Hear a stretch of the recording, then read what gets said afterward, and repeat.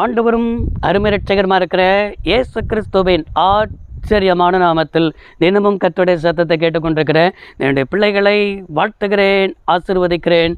நீங்கள் ஆசீர்வதிக்கப்பட்டவர்கள். இந்த நாளிலும் கூட உங்களை பார்த்து தீர்க்கமாய் சொல்கிற ஒரு வார்த்தை, உனக்கான வாசல்கள் திறக்கப்பட்டது என்று ஆண்டவர் சொல்கிறார். அடைக்கப்பட்ட ஒரு அனுபவத்தையே உணர்ந்து கொண்டிருக்கிறீர்களா?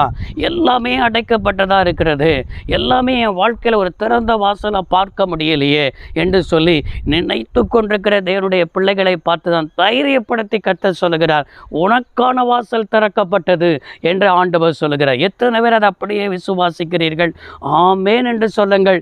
அப்படியே உங்களுக்கான வாசல் திறக்கப்படும். இயேசு கிறிஸ்துவிடத்தில் மார்க் 7 அதிகாரம் 32வது வசனத்தில் ஒரு கொன்னைவாயுடைய ஒரு செவிடனை இயேசுவிடத்தில் கொண்டு வந்து இயேசுடைய கையை அவன் மேல் வைக்கும்படி வேண்டிக் கொண்டதாக அங்கே என்ன செய்ய முடிகிறது, பார்க்க முடிகிறது. அப்போ இயேசுடைய கை வைத்தால் போதும் அந்த கொன்னைவாயுடையவன் பேசுவான், செவிடன் கேட்பான் என்கிற விசுவாசத்தோடு அவனை இயேசுவிடத்தில் என்ன செய்கிறார்கள், கொண்டு வருகிறார்கள். அதே மார்க் 7 அதிகாரம் 33வது வசனத்தில் இயேசு ஜன கூட்டத்தை விட்டு அந்த செவிடனை, அந்த கொன்னைவாய் உடையவனை தனியே அழைத்து சென்றாராம்.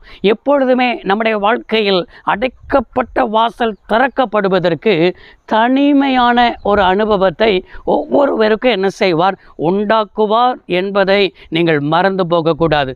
ஆண்டவர் தனிமைப்படுத்துவார். ஜன கூட்டத்தை விட்டு அவனை தனியே அழைத்து சென்றார். இதே போலதான் நம்முடைய வாழ்க்கையில் சில அடைக்கப்பட்ட வாசல் திறக்கப்படுவதற்கு, சில மேன்மைகளை கற்றுத் தருவதற்கு, சில உயர்வுகளை கற்றுத் தருவதற்கு தனிமையின் பாதை, வனாந்தரத்தின் பாதை தேவனே அனுமதிப்பார் என்பதை விளங்கிக் கொள்ள வேண்டும். பாருங்க, யோசேப்பின் சரித்திரத்தை பாருங்க. ஆண்டவர் அவனை தகப்பன் வீட்டை விட்டு பிரித்தார், சகோதரர்களை விட்டு பிரித்தார், போத்திபாருடைய வீட்டில் போய் என்ன செய்தான், அடிமையாக்கப்பட்டான், தனிமைப்படுத்தப்பட்டான், சிறைச்சாலையில் தனிமைப்படுத்தப்பட்டான்.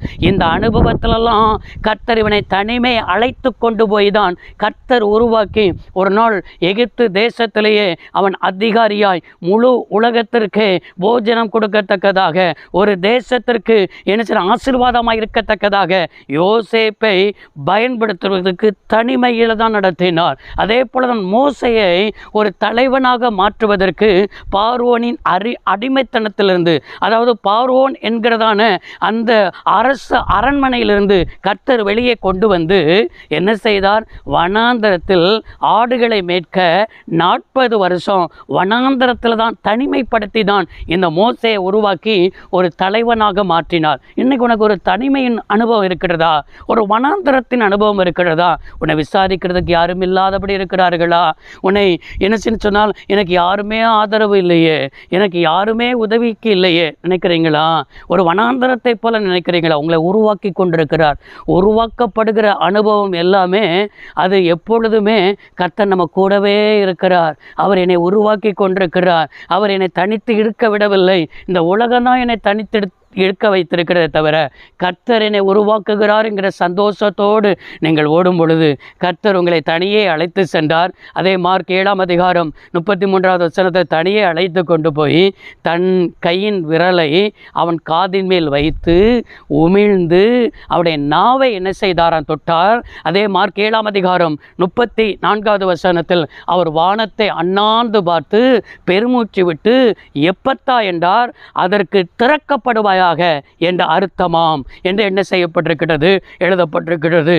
எப்பத்தா அப்படி என்றால் திறக்கப்படுவாயாக. அடைக்கப்பட்ட வாசல் திறக்கப்படும். இன்றைக்கு அடைக்கப்பட்ட வாசல் இயேசுவின் நாமத்தில் தைரியமாய் சொல்கிறேன், உங்களுக்கு திறக்கப்படுகிறது. உங்களுடைய பிசினஸுக்கு திறக்கப்படுகிறது.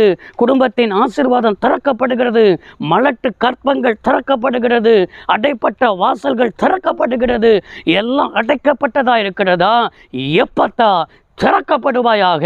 அப்படியே பிள்ளைகளுக்கு செய்து கொண்டிருக்கிறதற்காக இன்னைக்கு இந்த வார்த்தையை கேட்டுக்கொண்டிருக்கும் பொழுது சில அடைப்பட்ட வாசல்களை திறக்கிறதை நான் ஆவியில் பார்க்க முடிகிறது.